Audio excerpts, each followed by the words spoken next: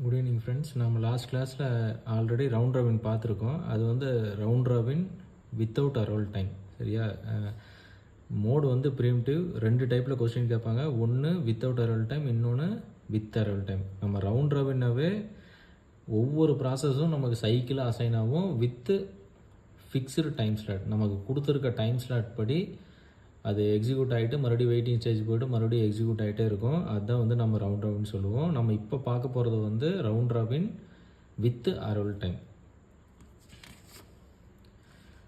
Question வந்து உங்களுக்கு இது மாதிரி தான் கொடுப்பாங்க. Round robin with arrival time process கொடுத்துருவாங்க. Process P1, P2, P3, P4, P5 and burst time கொடுத்துருவாங்க. அரைவல் டைம் கொடுத்துருவாங்க. அந்த அரைவல் டைமில் நமக்கு கொடுத்துருக்க ப்ராசஸ் வந்து கண்டிப்பாக நமக்கு எக்ஸிக்யூட் ஆகணும். நமக்கு இந்த கொஸ்டினில் டைம் குவாண்டம் வந்து Q=1ன்னு சொல்லி கொடுத்துட்டாங்க. சரியா? எப்படி சால்வ் பண்ணணும்னா, நம்ம ஆல்ரெடி இது வரைக்கும் அரைவல் டைம் கொடுத்த கொஸ்டின்லாம் வந்து எப்படி சால்வ் பண்ணியிருக்கோம். நான் ரைட் சைடில் லெஃப்ட் சைடு வந்து அரைவல் டைம்லாம் போட்டுக்கணும். மேலே வந்து ப்ராசஸ்லாம் கொடுத்து நாம கிராஃப் மாதிரி போட்டிருப்போம். சரியா? இங்கே என்ன பண்ணணும்னா, இந்த மாதிரி ஒரு ரெடி கியூ வந்து ஃபார்ம் பண்ணிக்கங்க. ரெடி கியூ, இது கெயின் சார்ட். இப்போது நமக்கு இந்த அரைவல் டைமில் இருக்கிறதுல மினிமம் அரைவல் டைம் எதுன்னு செக் பண்ணி பாருங்கள். இருக்கிறதுல மினிமம் அரைவல் டைம் வந்து 0. அட் 0th டைமில் எந்தெந்த ப்ராசஸ்லாம் உள்ளே வந்திருக்குன்னு சொல்லிட்டு செக் பண்ணி பாருங்கள். அட் 0th டைமில் ஒரே ஒரு ப்ராசஸ் தான் வந்திருக்கு, P1. அந்த ப்ராசஸை ரெடி கியூவில் கொண்டாந்துடணும். இப்போ நம்ம ரெடி கியூவில் செக் பண்ணி பாருங்கள். என்னென்ன ப்ராசஸ் ரெடி கியூவில் இருக்குது. ஒரே ஒரு ப்ராசஸ் மட்டும்தான் இருக்குது, P1. அப்போது அட் டைம் 0ல் P1 உள்ளே எக்ஸிக்யூட் ஆகும். எவ்வளோ நேரம் எக்ஸிக்யூட் ஆகும்? Time quantum 1. அட் 0th டைமில் P1 எக்ஸிக்யூட் ஆகிருக்குது. 1 millisecond மட்டும்தான் இது எக்ஸிக்யூட் ஆகும். ரெமைனிங் டைம் வந்து வெயிட்டிங் ஸ்டேஜ் போகிறோம். நம்ம ரெமைனிங் வந்து அப்படியே வச்சுக்கணும். ரெமைனிங் எவ்வளோ? 5. ரவுண்ட் ராபினில் நம்ம ஒன்றே ஒன்று ஞாபகம் வச்சுக்கணும். நம்ம எப்போ ரெடி கியூக்குள்ளே ப்ராசஸை கொண்டு வந்தாலும் நியூ ப்ராசஸை ஃபஸ்ட்டு கொண்டு வந்துட்டு ஓல்டு ப்ராசஸை நெக்ஸ்ட்டாக வச்சுக்கணும். சரியா? இது ப்ரொசீஜர். இப்போ என்ன பண்ணணும்? 0லேருந்து 1 millisecond வரைக்கும் நமக்கு CPU வந்து எக்ஸிக்யூட் ஆயிடுச்சு. அட் 1 millisecondல என்னென்ன ப்ராசஸ்லாம் உள்ளே வந்திருக்குன்னு செக் பண்ணி பாருங்கள். அட் 1 millisecondல P1 வந்திருக்கு, P2 வந்திருக்கு, P3 வந்திருக்கு. சரியா? இதில் P1 வந்து ஓல்டு ப்ராசஸ். ஏன்னா நம்ம இப்போ தான் ரெடி கியூவில் உள்ளே போட்டு சிபியூவில் எக்ஸிக்யூட் பண்ணோம். அதனால் P1 வந்து old process, P2 and P3 வந்து நியூ ப்ராசஸ்ஸு. நம்ம ப்ரொசீஜர் படி நியூ ப்ராசஸ் தான் ஃபஸ்ட்டு உள்ளே கொண்டு வரணும். அதனால் P2, P3 அண்ட் P1. ஏன்னா P1 நம்ம ஏன் உள்ளே கொண்டு வரோம்? நமக்கு ஏற்கனவே இன்னும் 5 milliseconds வந்து நமக்கு எக்ஸிக்யூட் ஆகணும், வெயிட்டிங்கில் இருக்குது.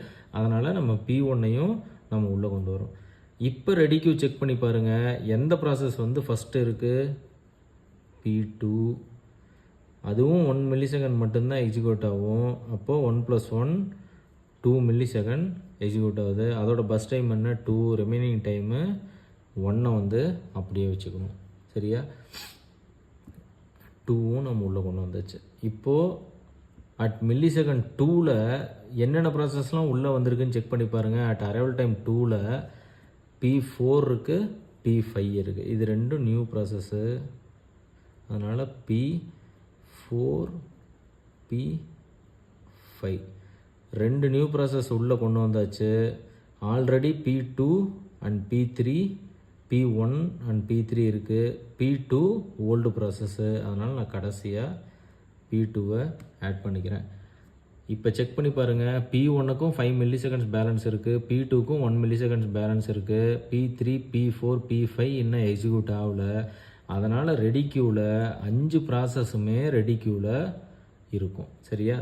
இப்போ ரெடி கியூ செக் பண்ணி பாருங்கள். P2க்கு அப்புறம் என்ன ப்ராசஸ் ஃபஸ்ட்டு இருக்குது? P3. அதுவும் 1 millisecond மட்டும்தான் எக்ஸிக்யூட் ஆகணும். அப்போது அதோட டைம் என்ன? 3. P3 வந்து 1 millisecond நம்ம எக்ஸிக்யூட் பண்ணியாச்சு. ரெமைனிங் டைம் எவ்வளோ? 2. அப்போது P3 வந்து ரெடிக்குள்ளே போய் சிபியூவில் எக்ஸிக்யூட் ஆயிடுச்சு. அதோட ரெமைனிங் டைம் 2 இருக்குது. அதனால் அதையும் நான் ஓல்டு ப்ராசஸில் ஆட் பண்ணிக்கிறேன். நெக்ஸ்ட்டு என்ன ப்ராசஸ் இருக்குது? P1. இப்போது P1 உள்ளே கொண்டு வரேன். 4 millisecond எக்ஸிக்யூட் ஆகிருக்கும். அகைன் P1 ஓல்டு ப்ராசஸில் உள்ளே போட்டேன். Next P4. P4ம் 1 millisecond தான் எக்ஸிக்யூட் ஆகும். இங்கே P4க்கு பஸ் டைம் 1 தான் இருக்குது. அதனால் ரிமைனிங் டைம் நமக்கு எதுவும் கிடைக்காது. P4 ஃபுல்லாக எக்ஸிக்யூட் ஆயிடுச்சு. நான் ஓல்டு ப்ராசஸ்க்குள்ளே போட தேவையில்ல, ஏன்னா பஸ் டைம் வந்து 1 தான், 1 ஃபுல்லாக எக்ஸிக்யூட் ஆயிரும். Next P5. P5யும் 1 millisecond தான் எக்ஸிக்யூட் ஆகும். P5யோட பஸ் டைம் என்ன 2, ரிமைனிங் டைமு 1 millisecond ஆயிடுச்சுன்னா ரிமைனிங் 1 millisecond இருக்கும். அதனால் நான் ரெடி க்யூவில் P5 மறுபடியும் நான் ஆட் பண்ணிக்கிறேன். இந்த P5 உள்ளே எக்ஸிக்யூட் ஆயிடுச்சு. Next P2. P2வோட பஸ் டைம் 1 தான் இருக்குது. அதனால் இது கம்ப்ளீட் ஆயிரும்.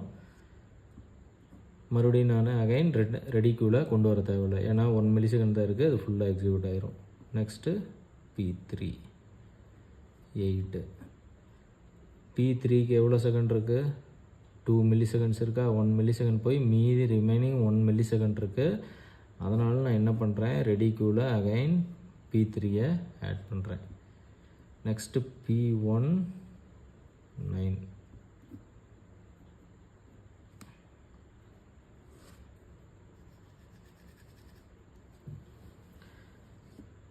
P1 2 millisecond ஏற்கனவே 2 டைம் ஆட் பண்ணியாச்சு. அதனால் ரிமைனிங் 3 milliseconds தான் இருக்கும். ஆல்ரெடி இங்கே பாருங்கள் 1 minus 0 1,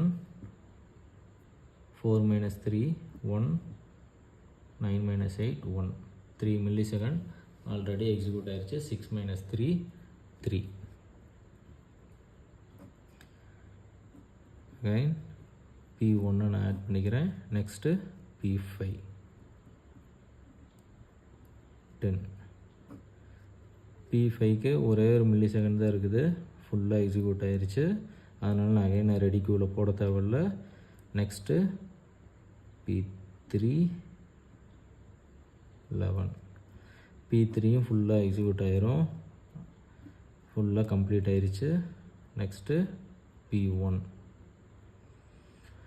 இப்போ பாருங்கள், எல்லா ப்ராசஸும் எக்ஸிக்யூட் ஆயிடுச்சு. P2வும் கம்ப்ளீட் ஆயிடுச்சு, P3 கம்ப்ளீட் ஆயிடுச்சு, P4 கம்ப்ளீட் ஆயிடுச்சு, P5யும் கம்ப்ளீட் ஆயிடுச்சு. இருக்கிறதுல ரிமைனிங் ப்ராசஸ் வந்து P1 தான். எவ்வளோ செகண்ட் இருக்குது? 3 millisecond இருக்குது. ஆனால் நம்ம ஒவ்வொரு millisecond-ஆக தான் நம்ம எக்ஸிக்யூட் பண்ணணும், சரியா? ஏன்னா டைம்ஸ் குவாண்டம் வந்து நமக்கு 1 கொடுத்ததுனால ஒவ்வொரு millisecond தான் எக்ஸிக்யூட் ஆகணும். அதனால் P1 12 millisecond, 2 P1 13, remaining 1. Again P1 நான் எக்ஸிக்யூட் பண்ணுறேன். 14 0. இப்போ எல்லா ப்ராசஸுமே கம்ப்ளீட் ஆயிடுச்சு. நம்ம கெயின் சார்ட்டில் 14. நாம் இது வரைக்கும் சால்வ் பண்ண எல்லா சம்மும் பார்த்துருப்பீங்க. 14ல் தான் சிபிஐ வந்து கம்ப்ளீட் ஆகும். எல்லா ப்ராப்ளமுக்குமே கம்ப்ளீஷன் டைம் வந்து ஈக்குவலாக இருந்தால் மட்டும்தான் நம்ம சால்வ் பண்ணது கரெக்டான அர்த்தம்.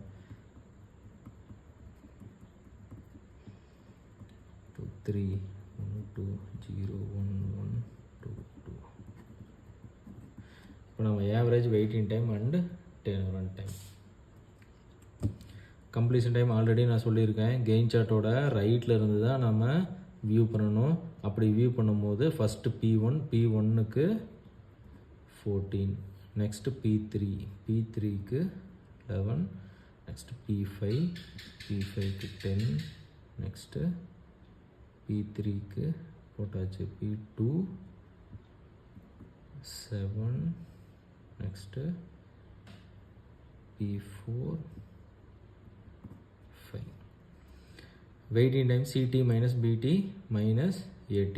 11 14 minus 6 8, 7 minus 2 5, 5 minus 1 4, 11 minus 1 10, 10 minus 3 7, 5 minus 2 3, 3 minus 1 2, 10 minus 2 8, 8 minus 2 6.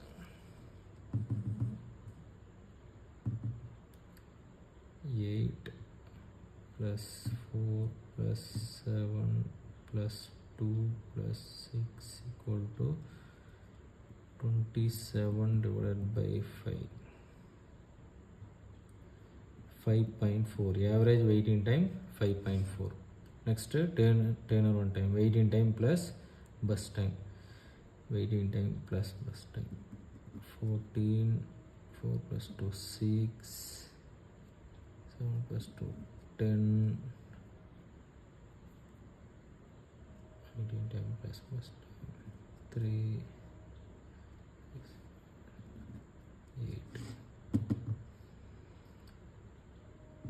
14 plus 6 plus 4 10 3 plus 8 41 divided by 5 8.2. Average turnaround time 8.2. Round robin with arrival டைம்னால் நமக்கு ப்ராசஸ் ஐடி கொடுத்துருவாங்க, 5 ப்ராசஸ் கொடுத்துருவாங்க. Burst time 6 to 3 corresponding burst time கொடுத்துருவாங்க. Arrival time 0 11 22 நம்ம கொடுத்தாச்சு. First நம்ம check பண்ண வேண்டியது ரெடி க்யூவில் உள்ளே கொண்டு வரணும். ரெடி க்யூவில் ஒரு ப்ரொசீஜர் இருக்குது. ஃபஸ்ட்டு நியூ ப்ராசஸ் கொண்டு வந்துட்டு நெக்ஸ்ட்டு தான் ஓல்டு ப்ராசஸ் கொண்டு வரணும். நீங்கள் ப்ராசஸ் கொண்டு வரும்போது ஒவ்வொரு டைம் நம்ம கெயின் சார்ட்டில் அப்டேட் பண்ணும்போது P1 வந்து 0லேருந்து 1 வரைக்கும் வந்தால் வெளியே போயிட்டு அந்த அரைவல் டைமில் எந்த நியூ ப்ராசஸ் உள்ளே வருதுன்னு சொல்லிட்டு ரெடி க்யூவில் ஆட் பண்ணிவிட்டு அதுக்கப்புறமா ஓல்டு ப்ராசஸை உள்ளே போடணும். ஓல்டு ப்ராசஸ்ங்கிறது ஒன்றும் இல்லை, சிபியூக்குள்ளே ஆல்ரெடி நம்ம எக்ஸிக்யூட் அசைன் பண்ண ப்ராசஸ் தான் நம்ம ஓல்டு ப்ராசஸ்ன்னு சொல்கிறோம். சரியா? ரெடி க்யூ மட்டும் கொஞ்சம் பார்த்து கன்சர்ன் பண்ணுங்கள், ரொம்ப ஈஸியாக தான் இருக்கும். தேங்க்யூ.